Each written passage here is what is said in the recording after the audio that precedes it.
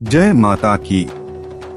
आइए भक्तों, मैं आपके सामने एक कथा प्रस्तुत करता हूँ। कई 1000 साल पहले की बात है। एक महिषासुर नाम का राक्षस था। उसका आधा शरीर राजस का और आधा शरीर भैंसी का था। उसने कई वर्षों तक ब्रह्मा जी की कठिन तपस्या। एक दिन ब्रह्मा जी प्रसन्न हुए। उन्होंने उसे कहा, ही महिषासुर, मैं तुम्हारी तपस्या से प्रसन्न हूँ, मांगो। जो वरदान मांगना है मांग। महिषासुर ने कहा, ही प्रभु, मुझे ऐसा वरदान दीजिए कि इन तीनों लोकों में किसी भी देवता या मानव द्वारा मेरी मृत्यु न हो सके। ब्रह्मा जी ने कहा, तथास्तु, ऐसा ही होगा। तब महिषासुर बहुत ही घमंडी और अत्याचारी हो गया। उसने देवताओं पर आक्रमण किया और देवताओं को हराकर उसने उनके क्षेत्र पर कब्जा कर लिया।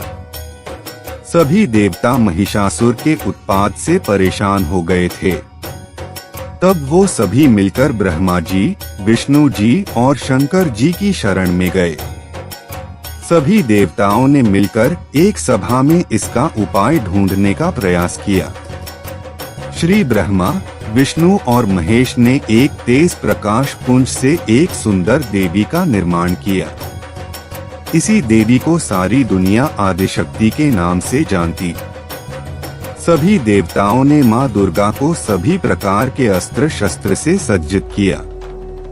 शंख, चक्र, गदा, त्रिशूल, धनुष, बाण इत्यादि शास्त्रों को धारण कर मां महिषासुर की नगरी की ओर चल पड़ी।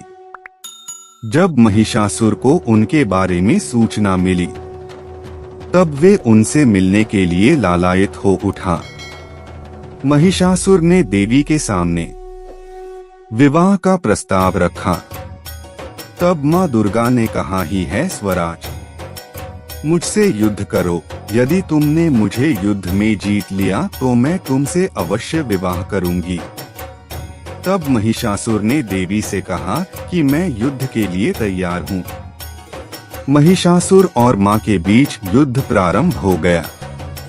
महिषासुर काम, क्रोध, लोभ, मोह के अधीन हो गया था। उसका विवेक नष्ट हो चुका था। महिषासुर और मां के बीच लगभग 10 दिनों तक घमासान युद्ध हुआ। अस्त्र शस्त्र का प्रहार जारी था। मां दुर्गा स्वयं आदि शक्ति का अवतार थे। उन्होंने महिषासुर के हर शस्त्र के प्रहार को नाकाम कर दिया। अंततः मां ने महिषासुर का वध कर दिया और देवताओं को भय मुक्त करके उनकी रक्षा की। सभी देवताओं ने प्रसन्न होकर मां पर पुष्प बरसाए और मां की जय जयकार की।